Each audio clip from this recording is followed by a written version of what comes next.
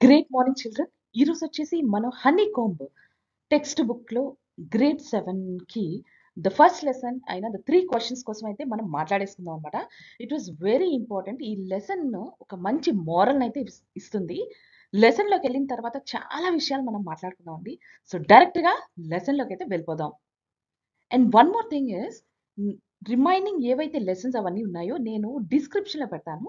అవి కూడా link click చేసి మీరు ఆ లెసన్స్ కూడా చూడండి.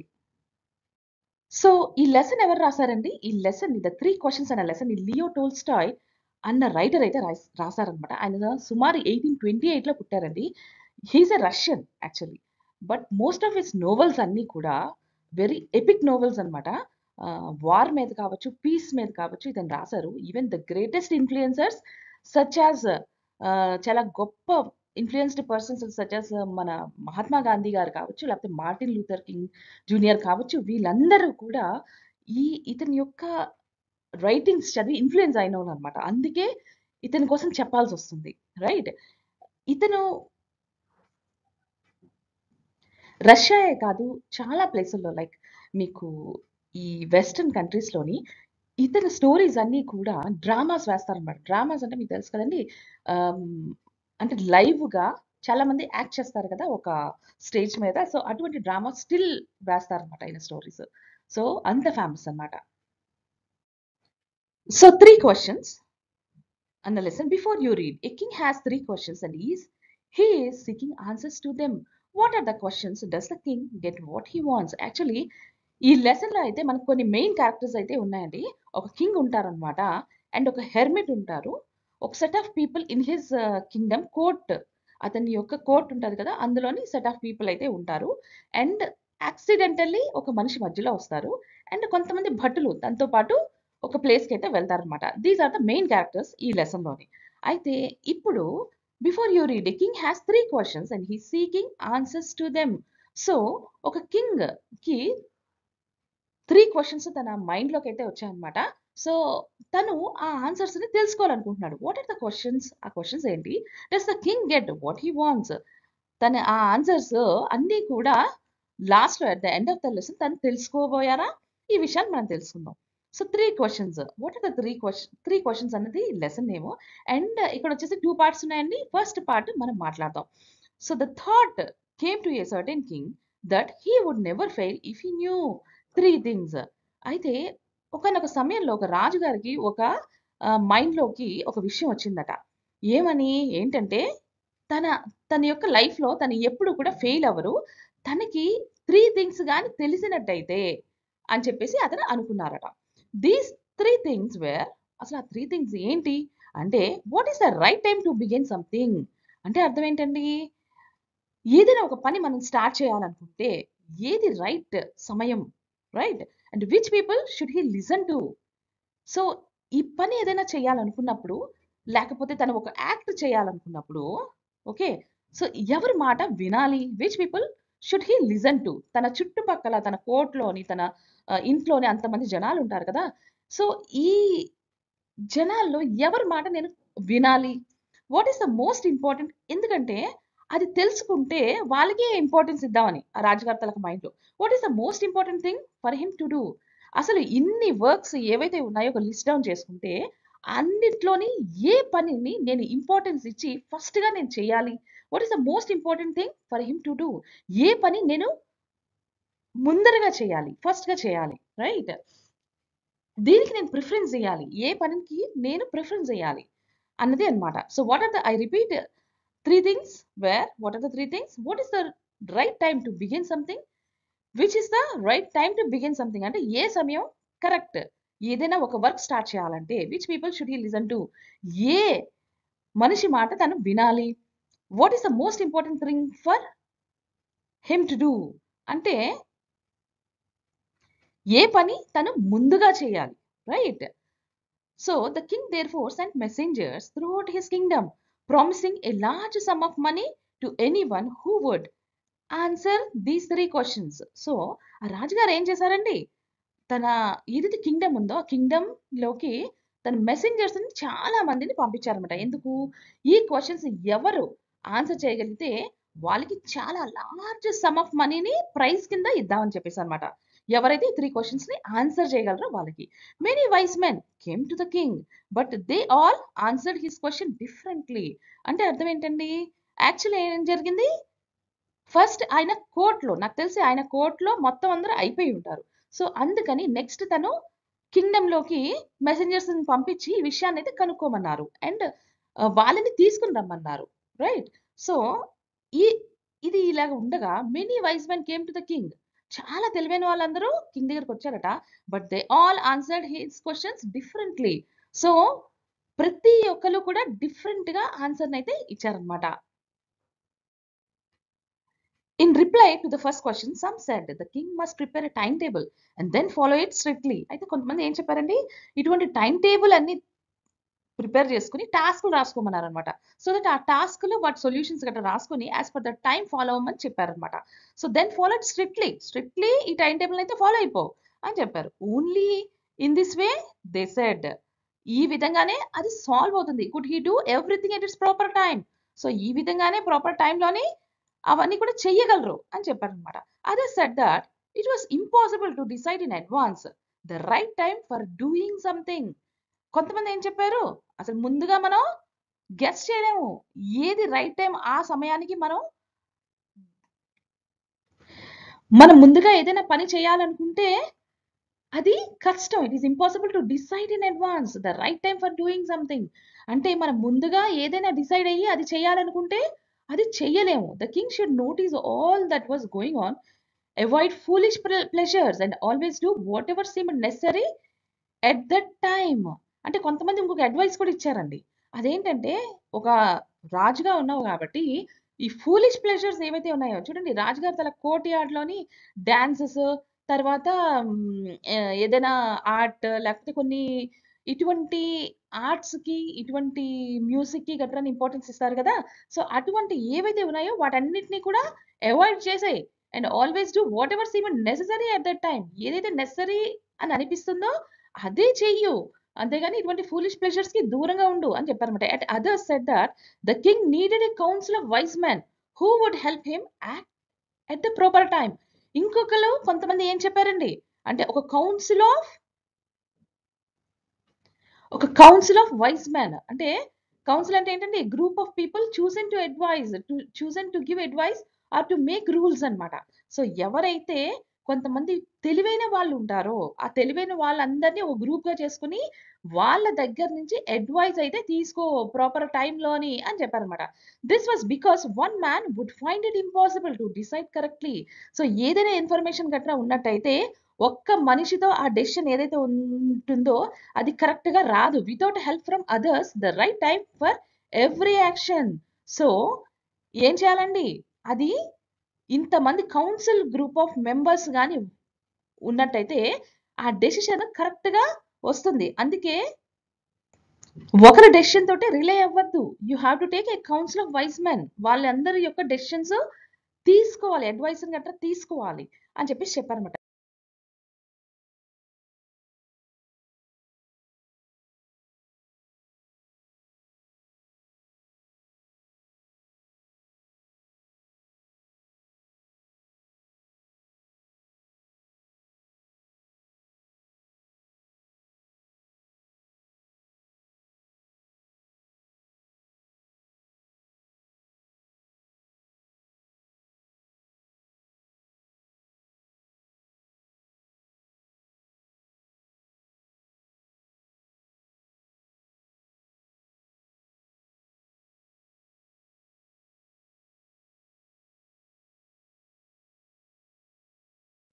In reply, sorry, but then others said that there were some things which could be urgent.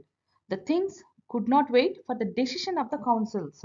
So ఇంకొకతను ఏం చెప్పారంటే అంటే వేరే వాళ్ళు ఏం చెప్పారు? Then others said that there were some things which could be urgent. కొన్ని అర్జెంట్‌గా చేయాల్సిన నిర్ణయాలు కావచ్చు, లేకపోతే డెసిషన్స్ గాని ఉంటాయి. So, not wait for the decision of the councils. You should not wait for the decision of the councils. Council తాలూకా decision వరకు నువ్వు వెయిట్ చేయొద్దు. ఎందుకు ఫర్ ఎగ్జాంపుల్ ఒక యుద్ధ భూమిలోకెళ్లారండి.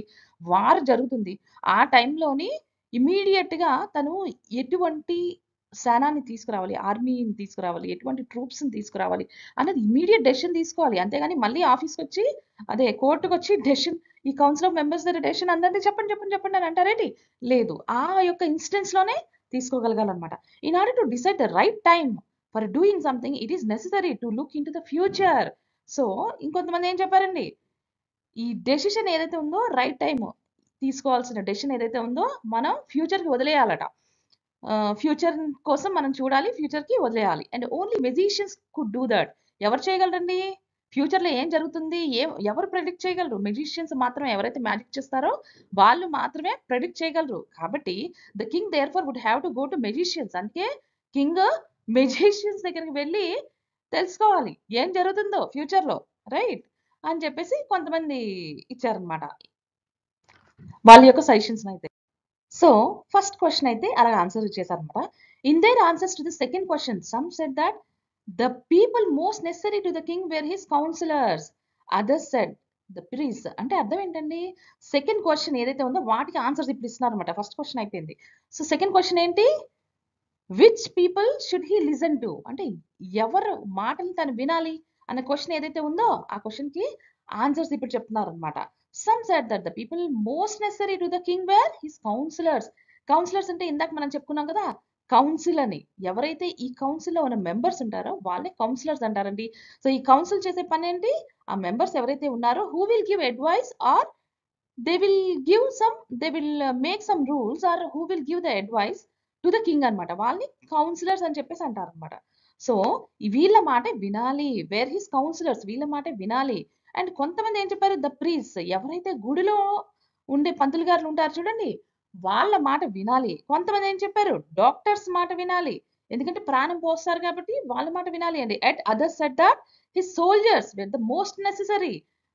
కొంతమంది ఏం చెప్పారండి? సోల్జర్స్ చాలా నెసెసరీ అని చెప్పేసి చెప్పారనమాట. అంటే జస్ట్ ఇమాజిన్ మీకు ఒక ఎగ్జాంపుల్ చెప్తున్నాను.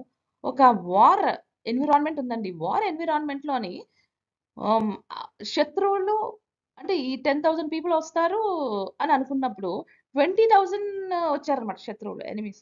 సో, అలాంటి సమయంలోని ఓ డాక్టర్ అడ్వైస్ తీసుకుంటారా? కాదు కదా! అక్కడ వేరే వాళ్ళ అడ్వైస్ అయితే తీసుకోగలగాలి.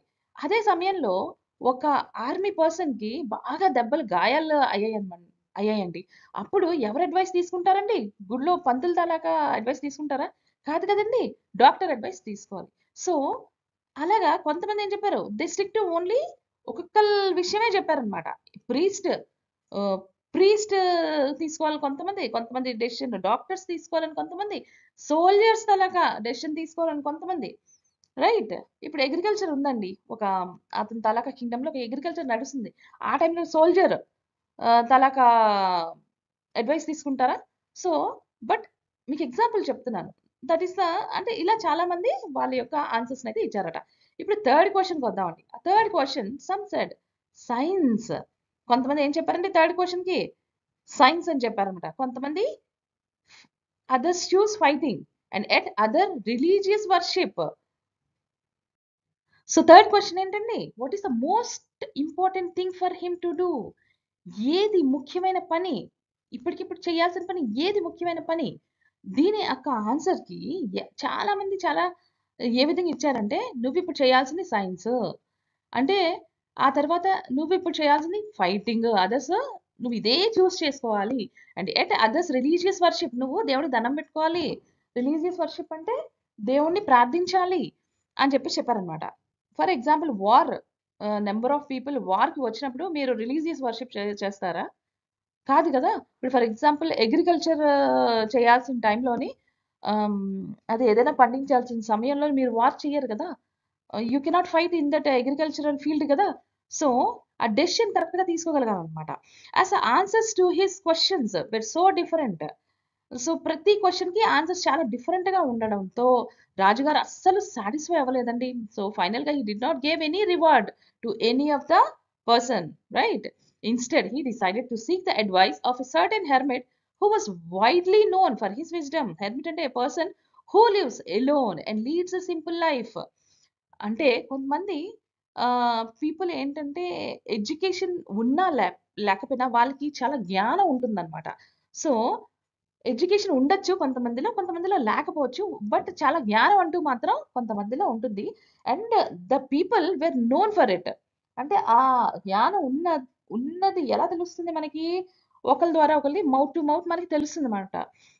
ఈ పర్టిక్యులర్ పర్సన్ చాలా జ్ఞానవంతుడని తెలుస్తుంది. అలాగే ఆ రాజుగారి కింగ్‌డమ్‌లోని ఒక హెర్మిట్ చాలా తెలివైన అతను అన్న విషయాన్నయితే తనకు తెలుసు. సో, అతని దగ్గరికి వెళ్దామని ఆ రాజుగారు డిసైడ్ అవుతారు. The hermit lived in a wood which he never left. So, ఆ హెర్మిట్ ఒకే ప్లేస్‌లోని ఉన్నారట. ఒక వుడ్ అంటే ఆ ప్రదేశం which is very old house అన్న విషయాన్నయితే చెప్తున్నారన్నమాట. విచ్ హి వుడ్ అంటే స్మాల్ ఇంకోటేంటంటే ఫారెస్ట్ కూడా మనం అనుకోవచ్చు. ఒక ఫారెస్ట్‌లో ఉంటారు. Which he never left. Woods అంటే ఏంటంటే small forest.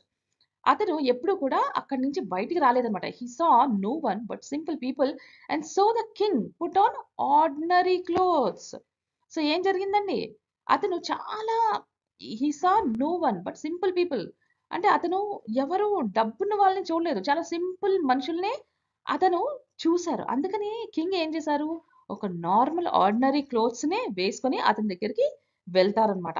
Before he reached the hermit's hut the king left his horse with his bodyguard and went on alone. అతను ఏం చేశారు అంటే తను సింపుల్ లైఫ్ స్టైల్ కదండి. ఇప్పుడు తిను ఒక కత్తి పట్టుకొని ఇంతమంది భటులను వేసుకొని ఒక అలాగా కత్తులు, కటార్లు ఇలాగ భటులు వాళ్ళ చేతిలో ఆర్మర్స్ ఇంత టూ మెనీ హార్సెస్ ఇవన్నీ పట్టుకొని వస్తే అతను గాబరా అయిపోతారనమాట. సో, అతని సింపుల్ లైఫ్ అతనికి తెలీదు గూడా. ఇలా ఉంటారన్న విషయం కూడా అతనికి పెద్దగా తెలీదు గూడా. అందుకని ఏంటంటే అతను సింపుల్ క్లోత్స్ ఏసుకొని and before he reached the hermit hut. ఆ హెర్మిట్ హట్ ఏదైతే ఉంటుందో అది రీచ్ అవ్వక ముందు ఆ కింగ్ ఏం చేస్తారు? లెఫ్ట్ హిస్ హార్స్‌ని తర్వాత తన బాడీగార్డ్స్ అందరిని కూడా అక్కడ వదిలేసి ఇతను సింపుల్‌గా వాళ్ళ దగ్గరికెళ్తారనమాట. అతని దగ్గరికి వెళ్తారు. As the king came near the hermit hut, he saw the hermit digging the ground in front of his. ఆ హెర్మిట్ ఎవరైతే ఉన్నారో as the king came near the hermit hut, he saw the hermit digging the ground in front of his hut. అంటే తన యొక్క hot ఏదైతే ఉందో, తన యొక్క హట్ ఎదురుగుంటా తను ఒక చిన్న చిన్న గోతులనైతే తవ్వుతున్నారనమాట. ఈ యాక్స్ తీసుకొని ఒక గొడ్డలి లాంటిది ఏదోటి తీసుకొని చిన్న చిన్న గోతుల్ని తవ్వుతున్నారట. He greeted the king and continued digging. So, ఈ కింగ్‌ని చూసిన వెంటనే తను పలకరించారు. తను పని మధ్యలో ఆపి తను పలకరించి, కానీ మళ్ళీ పని చేసుకోవడం స్టార్ట్ చేశాడట అతను. అంతేగాని కంటిన్యూయస్‌గా అతనితో మాట్లాడడం గాని ఎందుకంటే సింపుల్ మ్యాన్ అతను. Right? The hermit was old and weak, and as he worked, he breathed heavily. అంటే అర్థం ఏంటండి? హెర్మిట్ చాలా ఓల్డ్ మ్యాన్ అన్నమాట. చాలా ముసలిగా ఉన్నారట. ఆయన చాలా వీక్‌గా కూడా ఉన్నాడట అతను. అలా వర్క్ చేస్తూ చూడండి కొంచెం ఆయాస పడుతూ ఉంటారు కదా! సో, ఆ విధంగా ఆయాసం కూడా వస్తుందట అతనికి. The king went up to the hermit and said, I have come to you, wise hermit, to ask you to answer 3 questions. అంటే కింగ్ తన దగ్గరికి వెళ్లి ఏమన్నారట?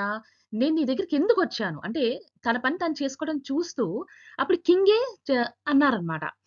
సరే అతని పని చేసుకుంటున్నారు కదా! అందుకే నేనే చెప్పేద్దాం అని చెప్పేసి తను చెప్పడానికి చెప్పాడనమాట. ఏమని? "ఓ వైస్ హెర్మిట్, ఓ తెలివైన hermit, to ask you I came to you." అసలు నేనెందుకొచ్చానంటే మిమ్మల్ని 3 క్వెషన్స్ అడగడానికైతే వచ్చాను. How can I learn to do the right thing at right time? నేనే విధంగా రైట్ టైమ్‌లో రైట్ వర్క్ అయితే నేను చెయ్యగలను? Who are the people I need most? నాకు ఎవరితో ఎక్కువ అవసరం ఉంటుంది? And what affairs are the most important? Affairs అంటే థింగ్స్, మ్యాటర్స్ ఆర్ బిజినెస్. నాకు ఎటువంటి విషయాలు ఎక్కువ మోస్ట్ ఇంపార్టెంట్ అయిన విషయాలు నాకు ఏమిటి ఉన్నాయి? The hermit listened to the king but did not speak. He went on digging. So, hermit king ఏదైతే చెప్పారో ఆ విషయాలన్నీ వినేసాడతను. కానీ అతను హి డిడ్ నాట్ స్పీక్. కానీ అతనేమి మాట్లాడలేదు. He went on digging. But ఏం చేశారు? ఏమీ మాట్లాడకుండా తను తవ్వుతూనే ఉన్నాడు ఆ గోతులనైతే. "You are tired" said the king.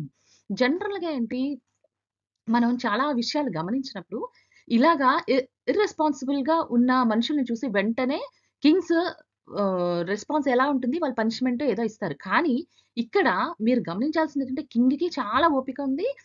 కింగ్‌కి ఉండాల్సిన లక్షణం కూడా అదే. చాలా ఓపికుంది. అండ్ ఈవెన్ దో తను పట్టించుకోకుండా తన పని తను చేసుకొని వెళ్తున్నాడు ఇతను. అంటే ఇతనికి ధైర్యం కూడా ఉందన్నమాట. So, let me take the speed and work in your place. అంటే ఇక్కడ రాజుగారు ఈ తన అలసిపోవడం చూసారు కదండి.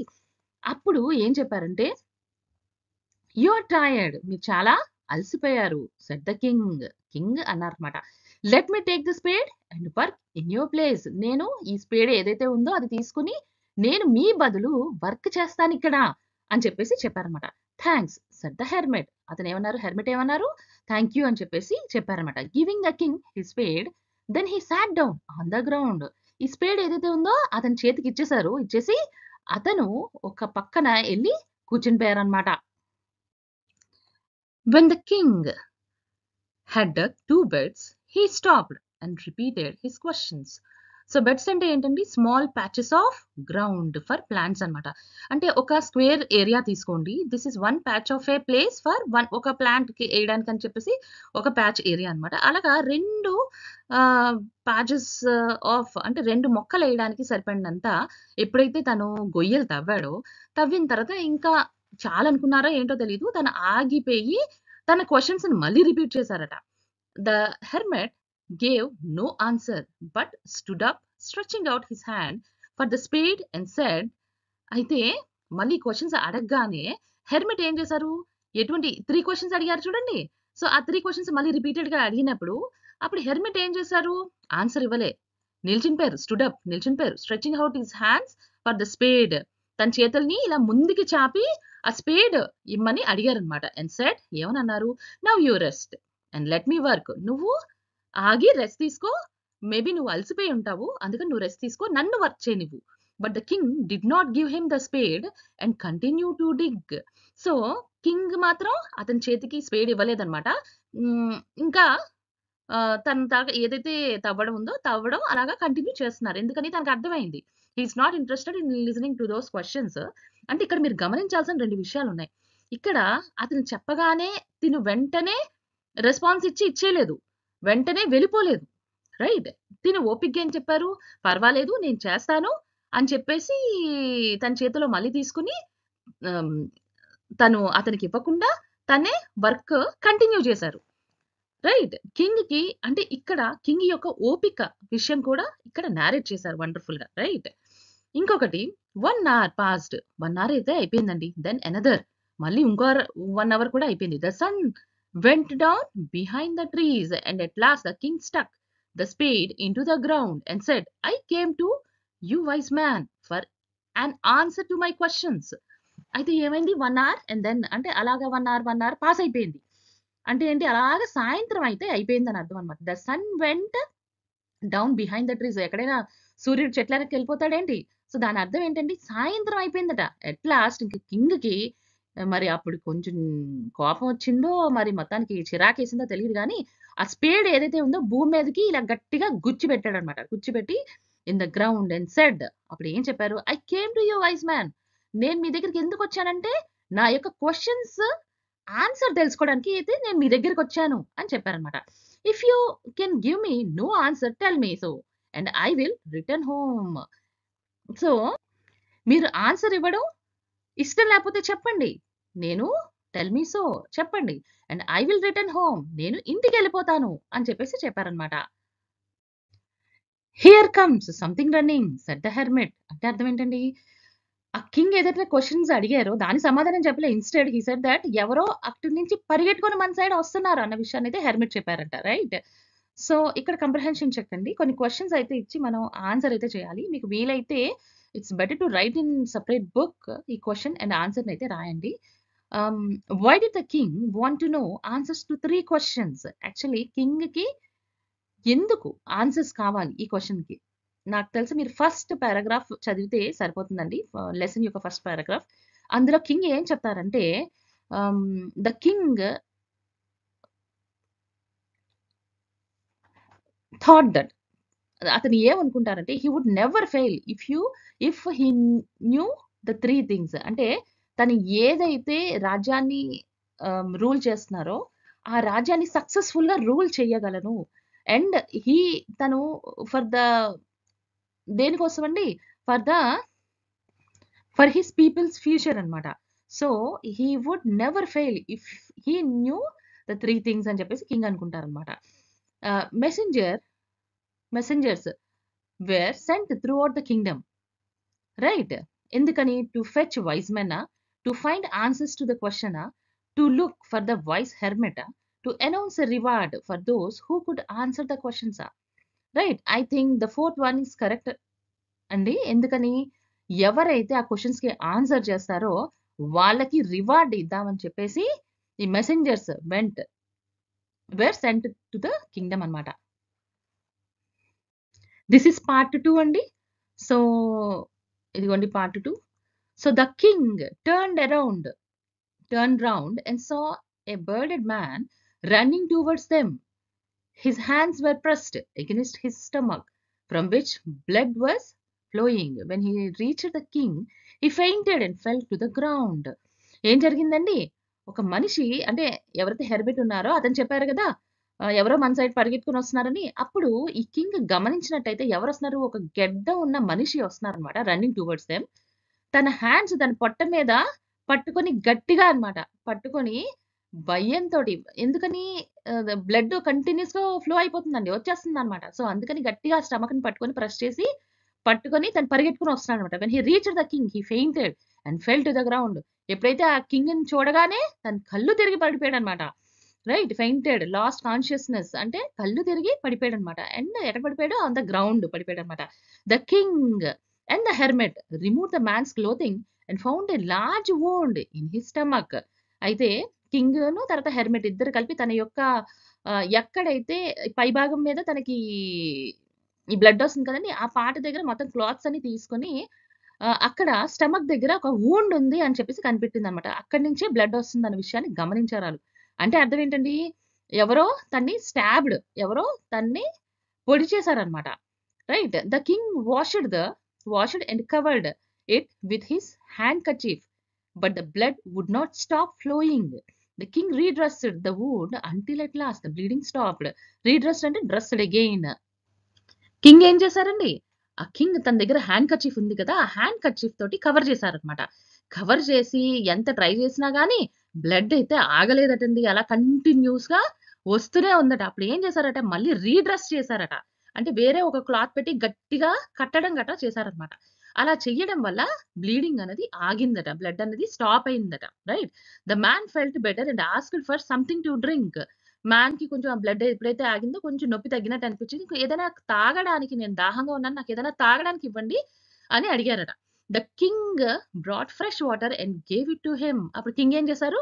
కొంచెం వాటర్ తీసుకొని అతనికి ఇచ్చారనమాట. By this time the sun had set and the air was cool. అంటే ఈ సమయానికి ఏం జరిగింది? By this time sun had set అంటే ఈవినింగ్ అయిపోయింది, ఈవెన్ సన్సెట్ కూడా అయిపోయింది, అంటే సూర్యుడు కంప్లీట్ గా వెళ్ళిపోయాడు. And the air was cool అంటే కొంచెం వేడంతా తగ్గి కొంచెం కూల్ గా ఉంది ఆ సమయంలో. The king with the hermit's help carried the wounded man into the hut and laid him on the bed. ఈ హెర్మిట్ సహాయంతో, ఎవరైతే ముని ఉన్నారు కదా, అతని సహాయంతో ఈ ఎవరికైతే దెబ్బ తగిలిందో అతన్ని తీసుకుని జాగ్రత్తగా ఈ హెర్మిట్ ఇంట్లో ఉన్న ఒక బెడ్ మీద అయితే పడుకోబెట్టారట. The man closed his eyes and lay quiet. అతను చాలా నొప్పితో ఉన్నారు కదండి, నొప్పితో ఉండగానే ఇలాగా కళ్ళు ఇలా ముయ్యగానే అతను క్వైట్ గా అంటే పడుకుని పోయాడు, చాలా సౌండ్లెస్ గా పడుకుని పోయాడు, ఇంకేం మాట్లాడకుండా. The king tired by his walk and the work he has done lay down on the floor and slept through the night. Actually ఇక్కడ ఇంకో విషయం కూడా మనం గమనించాలి. కింగ్ యొక్క కొంచెం జాలి స్వభావాన్ని కూడా తను మనం గమనించాలన్నమాట. అయితే ఇక్కడ ఏంటి, కింగ్ చాలా టైర్డ్ అయిపోయాడు, అంతే కదండి. అక్కడి నుంచి నడుచుకొని రావడం, ఆ తర్వాత అంటే కొంచెం దూరంగా ఈ తన యొక్క ఈ భటుల్ని వీళ్ళందరినీ వదిలేసి అక్కడి నుంచి నడుచుకొని రావడం, ఆ తర్వాత ఇక్కడికి వచ్చిన తర్వాత ఈ పని, ఎందుకంటే అన్ని గోతులు తవ్వాడు, ఈ పని, ఆ తర్వాత ఇతనికి హెల్ప్ చేశాడు ఈ విధంగా lay down on the floor. అందుకని ఇక కూర్చోగానే అతను జస్ట్ ఇలా పడుకోగానే నిద్ర పట్టేసిందట. Slept through the night. It's not easy for the king to sleep on the floor అన్నమాట, రైట్? ఎందుకంటే ఆయన కింగ్, ఆయన మహారాజు, ఆయన మామూలు మనలాంటి బెడ్లు కూడా ఉండవు కదా, వెరీ సాఫిస్టికేటెడ్, వెరీ, అంటే ఆ రోజుల్లో కూడా the best in the world, the best in the world నే కదండి ఇస్తారు కింగ్ కి. సో అంత లగ్జరీని వదిలేసి మామూలుగా ఇలా పడుకోగానే అలసిపోయడం వల్ల అతను నిద్ర పట్టేసిందట ఆ రోజు రాత్రి. When he awoke it was several minutes before he could remember it was several When he awoke, it was several minutes before he could remember where he was or who the strange bearded man lying on the bed was. అంటే అంటే లెగిసిన వెంటనే కొంచెం morning సమయం అయితే అయిందండి. అయిపోయిన తర్వాత తను సెవరల్ మినిట్స్ అయిన తర్వాత అప్పుడు గుర్తొచ్చిందనమాట. తను ఎందుకు అలా పడుకున్నారు? ఆ తర్వాత ఈ స్ట్రేంజ్ ఈ ఎవరైతే బర్డెడ్ మ్యాన్ అంటే గెడ్డం మనిషి ఎవరు? లయింగ్ ఆన్ ద బెడ్ ఎవరు? ఈ విషయాలన్నీ కొంచెం కొన్ని నిమిషాల తర్వాత తను గుర్తు తెచ్చుకున్నాడనమాట. "Forgive me" said the bearded man in a weak voice when he saw that the king was awake. అప్పుడు ఈ బర్డెడ్ మ్యాన్ ఎవరైతే ఉన్నారో తనేమన్నారు? "ఫర్‌గివ్ మీ" నన్ను క్షమించండి అని ఈ గెడ్డం అతను అన్నాడట. వీక్ వాయిస్ తోటి. ఎందుకు? నేను ఎవరో తన్ని పొడి చేశారు కదండీ! హెల్ప్ చేశారు కదా! రాజుగారు రికవర్ అవ్వడానికి. సో, అందుకని చాలా వీక్‌గా ఉన్నారనమాట. ఆ వీక్ వాయిస్ అతనేం చెప్పారు? ఫర్‌గివ్ మీ నన్ను క్షమించండి. ఎప్పుడైతే తన కింగ్‌ని చూడగానే ఎప్పుడైతే తను లెగిసున్నారో when the king was awake king లెగిసిన తర్వాత తన్ని చూసిన వెంటనే నన్ను క్షమించండి అని చెప్పేసి ఆ గెడ్డం మనిషి మాట్లాడాడట, చెప్పాడట. I do I don't know I do not know you and have nothing to forgive you for said the king. King ఏమన్నారంటే, నాకు నువ్వెవరో తెలీదు. Right? I don't know you. నువ్వెవరో నాకు తెలీదు. నిన్ను క్షమించాల్సిన అవసరం కూడా నాకు లేదు అని చెప్పేసి రాజుగారు అన్నారనమాట. You do not know me but I know you. మీకు నేను తెలియకపోవచ్చు కానీ నాకు మీరు తెలుసు. I am that enemy of yours who swore revenge on you because you put my brother to death and seized my property. So తనేం చెప్పారు? మీరు నాకు తెలుసు. ఎందుకు? మీరు నా యొక్క ఎనిమీ. రైట్? మీరు నా యొక్క ఎనిమీ. మీరేం చేశారు? మా బ్రదర్ ఎవరైతే ఉన్నారో తన్ని చంపేశారు. అండ్ తన యొక్క ప్రాపర్టీ ఏదైతే ఉందో ఆ ప్రాపర్టీని లాక్కున్నారు. You seized, took by force. That means లాక్కున్నారు. I knew you had gone alone to see that hermit and I made up my mind to kill you on your way home. నేనేమనుకున్నానంటే ఎలాగా మీరు ఈ హెర్మిట్‌ని కలవడానికి ఒక్కలే ఎళ్తున్నారు కదా! ఈ విషయం నాకు తెలిసింది. అందుకని నేను మిమ్మల్ని చంపడానికని ఇక్కడికి వచ్చాను. రైట్? ఎప్పుడైతే మీరు బ్యాక్‌కి ఎళ్తారో ఆ సమయంలో on your home to kill you on your home అంటే మీరు ఎళ్తున్న సమయంలో మిమ్మల్ని నేను చంపాలనుకున్నాను. But the day passed and you did not return. రోజైతే గడిచిపోయింది. కానీ మీరు రాలేదు. అంటే దీన్ని సాయంత్రం అయిపోయింది కదా! బాగా సాయంత్రం. జనరల్‌గా ఏంటంటే ఆ రోజుల్లోని వెహికల్స్, స్ట్రీట్ లైట్స్ గట్రా ఉండవు కదండీ! అందుకనే ఎక్కడ ఉన్నవాళ్ళు అక్కడే ఉండిపోతారనమాట. ఎస్పెషల్లీ ఈ హెర్మిట్ ఎవరైతే ఉన్నారో అతను ఫారెస్ట్‌లో ఉన్నాడు గదండీ! అందుకని ఈ ఫారెస్ట్‌లోకి వచ్చినప్పుడు మనకు తెలుస్తది ఎటువంటి యానిమల్స్ గట్రా ఉన్నారో.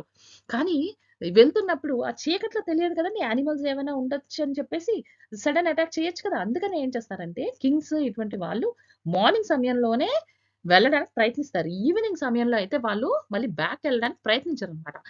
సో, నేనేమనుకున్నాను ఆ రోజు మీరు సాయంత్రం ఎళ్ళిపోతారు. అప్పుడు నేను చంపాలనుకున్నాను. బట్ దట్ డే పాస్డ్ ఆ రోజు గడిచిపోయింది. And you did not return.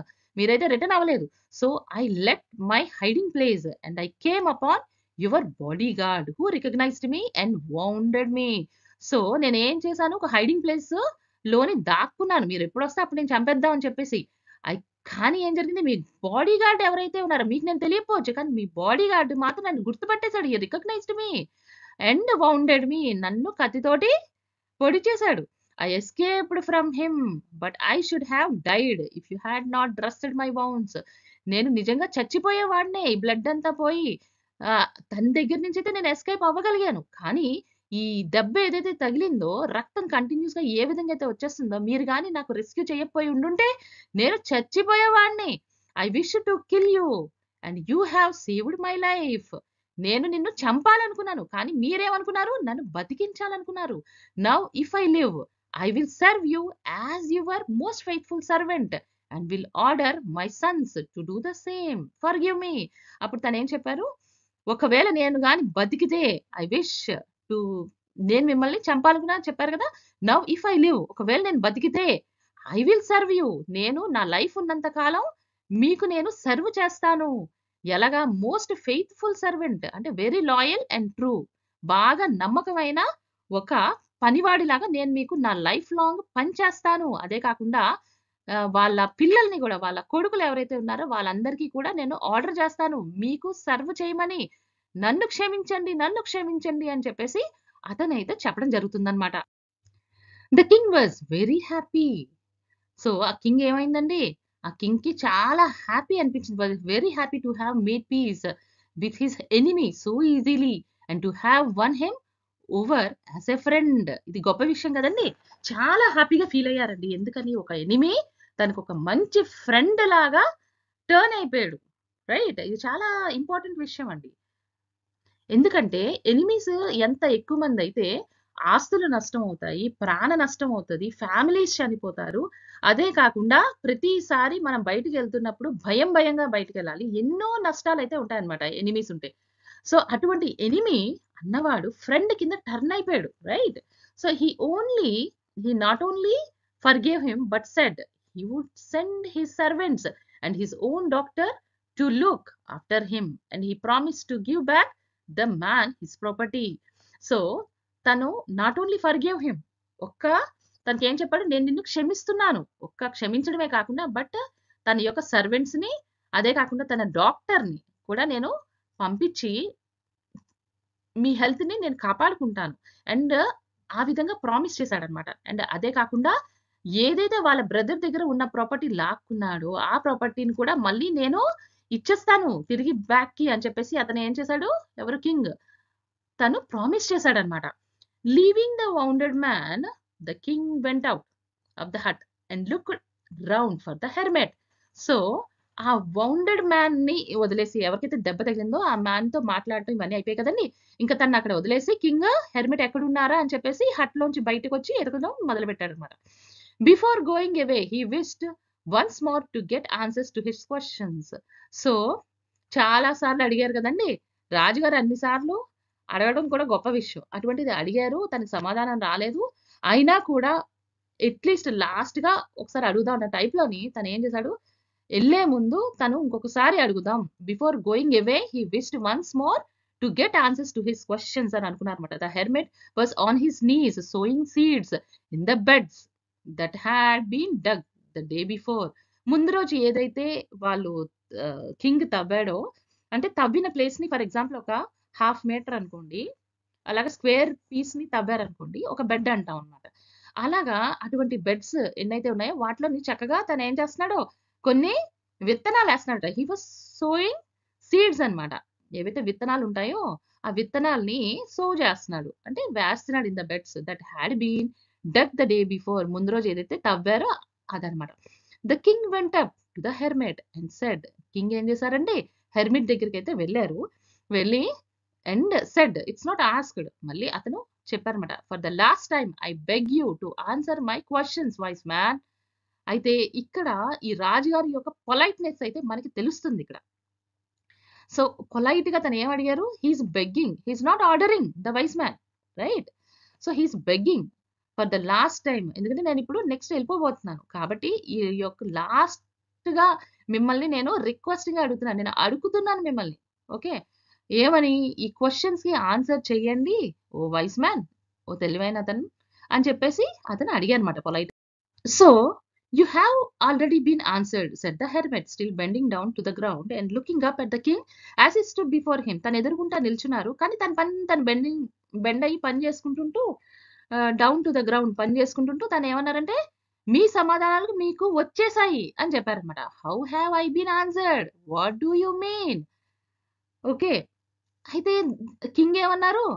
"నేను ఏ విధంగా ఆన్సర్ చేయబడ్డాను? నాకు ఏ విధంగా ఆన్సర్స్ తెలిసిపోయి. దీని అర్థం ఏంటి?" అని చెప్పేసి కింగ్ అన్నారన్నమాట. "Do you not see?" Replied the hermit. "నీకు అర్థం కాలేదా?"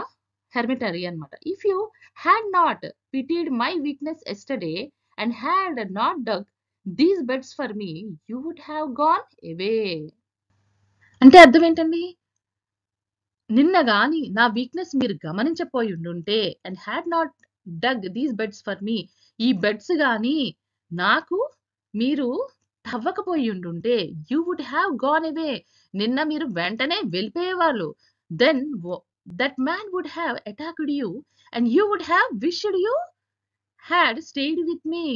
అయితే అప్పుడు ఆ మనిషి ఏం చేద్దుడు? తను మిమ్మల్ని అటాక్ చేసేవాడు. కానీ మీరేం చేశారు? You would have wished you had stayed with me. So the most important time was when you were digging the beds. So మీరేం విష్ చేస్తారు? కానీ మీ యొక్క డెసిషన్ ఏంటి ఆ సమయంలో? నాతో ఉండాలనుకున్నారు. So the most important time was when you were digging the beds. So ఇక్కడ ఇంపార్టెంట్ ఏంటండి? మీరు ఈ ఏదైతే బెడ్స్ ని డిగ్ చేస్తున్నారో అది ఇక్కడ ఇంపార్టెంట్ అనమాట. As I was the most important man and to do me good was your most important business. అంటే అర్థం ఏంటండి? ఈ బెడ్స్ ఏదైతే తవ్వాలో అది మోస్ట్ ఇంపార్టెంట్ పని. అండ్ మోస్ట్ ఇంపార్టెంట్ మ్యాన్ ఎవరు? ఆ సమయంలో నేనే. టు డూ అంటే హెర్మిటే అనమాట. టు డూ మీ గుడ్, నాకు మంచి చేయాలని was your most important business. ఆ సమయంలో నాకు మీరు మంచి చేయాలని ఉన్నారు చూడండి, పని చేశారు చూడండి. That is your important business. ఆ సమయంలో మీ important business. Afterwards when the man ran to us, the most important time was when you were caring for him, because if you had not dressed his wounds he would have died without having made peace with you. అంటే ఆ తర్వాత ఏదైతే ఆమ్, ఆ man మన దగ్గరికి పరిగెత్తుకుని వచ్చాడు కదా, ఆ సమయంలో గాని దట్ ఆ సమయంలో అది మోస్ట్ ఇంపార్టెంట్ టైం. అక్కడ మాట్లాడుకోవడం లేకపోతే డిగ్గింగ్ చేయడం ఇంపార్టెంట్ కాదు. ఆ సమయంలో ఇంపార్టెంట్ ఏంటండి?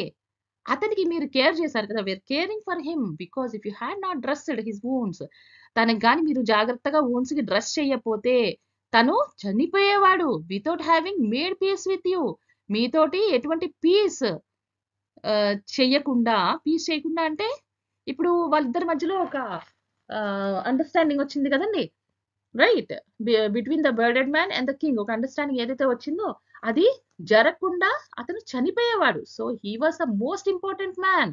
సో అతను ఆ సిట్యుయేషన్‌కి ఇక్కడ 2 situations. First situation is the old man situation అన్నమాట. సెకండ్ సిట్యుయేషన్ ఈస్ దిస్ ఈ సిట్యుయేషన్ ఎవరైతే ఈ బర్డెడ్ మ్యాన్ చాలా బాధల్లో వచ్చాడో ఈ సెకండ్ సిట్యుయేషన్ అన్నమాట.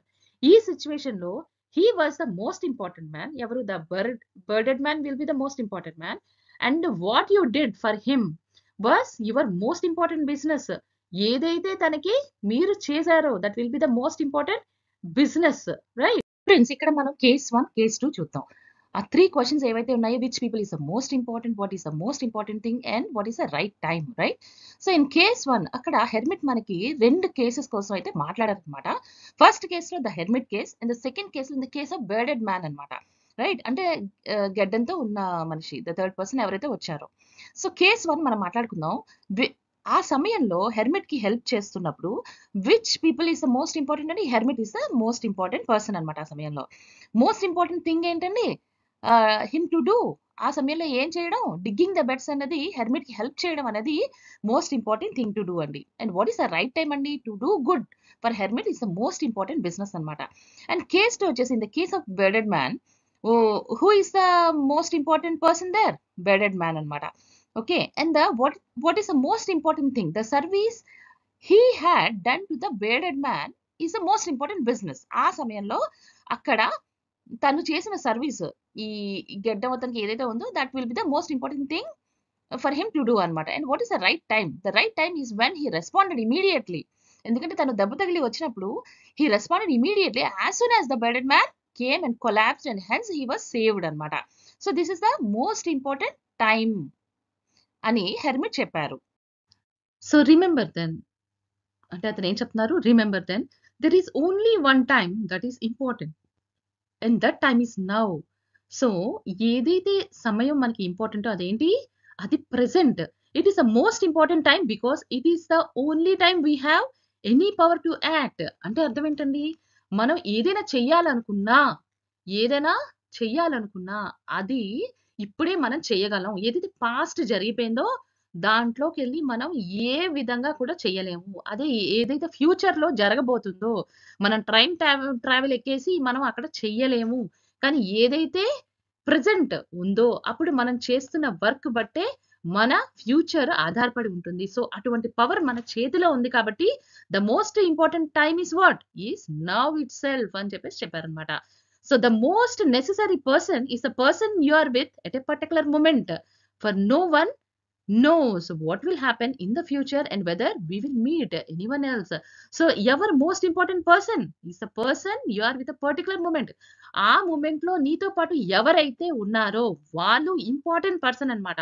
సో ఎందుకనంటే for no one knows what will happen in the future. Future లో ఏం జరగబోతుందో అన్నది మనకి తెలియదు, రైట్? అందుకని చెప్పేసి ఆ పర్సనే మోస్ట్ ఇంపార్టెంట్ పర్సన్. మళ్ళీ ఎవరినైనా మనం కలుస్తామో లేదో కూడా మనకి తెలియదు. అందుకని ఏంటంటే, ఆ పర్టిక్యులర్ మూమెంట్‌లో ఎవరైతే మన పక్కన ఉన్నారో వాళ్ళే important person. The most important business is to do that person good. So ఎవరైతే, ఎవరైతే మనకి హెల్ప్ కావాలని వస్తారో, అంటే ఆ పర్సన్‌కే చేయమని కాదు. ఎవరైతే మన దగ్గరికి హెల్ప్ కావాలని వస్తారో, వాళ్ళకి హెల్ప్ చేయడమే అన్నది మన most important business. Right? Because we were sent into this world for that purpose only. మనం ఈ ప్రపంచంలోకి ఎందుకొచ్చామంటే, ఇంకో మనిషికి, the people who is in need, అటువంటి మనిషికి హెల్ప్ చేయడానికి అయితే మాత్రమే మనం వచ్చాము అన్న విషయాన్నయితే చాలా గొప్పగా లియో టోల్స్టాయ్ చెప్పారన్నమాట. సో ఈ లెసన్ ఒక వండర్‌ఫుల్ లెసన్ అండి. నాకు తెలిసి మీకు కూడా ఒక మంచి ఇంట్రెస్టింగ్ ఇన్ఫర్మేషన్ అయితే ఇచ్చిందని అనుకుంటున్నాను నేను. ఎందుకంటే ఇందులో ఇతను ఎవరైతే లియో టోల్స్టాయ్ ఉన్నారో అతను చాలా ఎథికల్ విషయాలన్నీ మనకి చెప్తారన్నమాట. అండ్ మోస్ట్ ఇంపార్టెంట్ థింగ్ ఏంటంటే అతను ఈ లెసన్ ద్వారా ఏంటి ఎంఫసైజ్ చేశారంటే, ఏంటి మనకి బాగా చెప్పారంటే, the importance of living in the present. ఈరోజు ఆహ్, మనం అంటే టుడేస్ ఇంపార్టెన్స్ అంటే ఈరోజు మనం ఉండి మన యాక్ట్ బట్టి మన ఫ్యూచర్ డిపెండ్ అయ్యి ఉంటుంది. సో, అందుకని చెప్పేసి the importance of living in the present and the valuing those around us, ఏదైతే మన చుట్టుపక్కల ఉన్నాయో వాటిని ఏ విధంగా మనం వాల్యూ చేయాలో, and also prioritising the act of kindness those who are in need, వాళ్ళకి ఏ విధంగా హెల్ప్ చేయాలో అన్న విషయాన్నయితే చాలా గ్రేట్‌గా చెప్పారండి. నాకైతే చాలా బాగా నచ్చింది. హోప్